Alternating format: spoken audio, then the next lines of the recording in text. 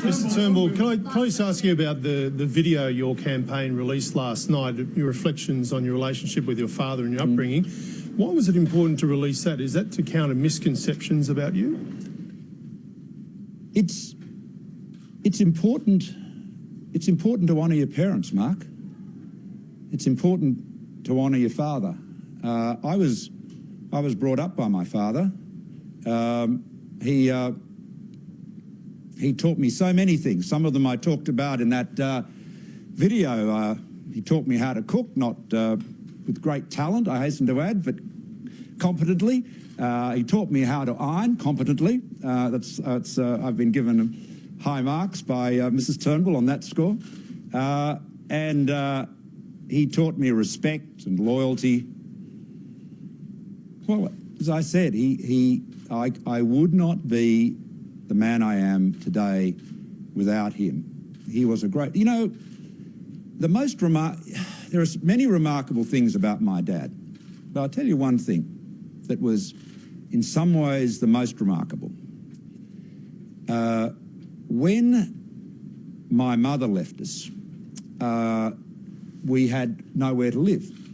And, you know, Dad rented a flat and didn't have any furniture. I think the only bit of furniture we had left was my bed. So he had every reason to be a bit unhappy, to say the least. And yet he never, ever said a bad word about it. You think about, you think about how rare that is. He never uttered a critical word of my mother in all of those years. And when he died, and then he was killed young. He was killed in an aeroplane crash when he was 56 in 82. And then when my mother died in 1991, I had both of their sets of correspondence. And I could read the letters that Bruce wrote to my mother. The letters, they were filled with sadness and reproach and, you know, how could you do this? Why did you do that? And, you know, and the back and forth. You know, I literally have the two sides of the correspondence.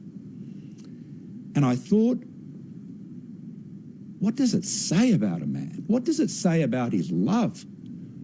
That he could sit down and write letters like that, pouring out his heart, and then turn to his little boy and say, your mother is the greatest woman in the world and she loves you more than anything.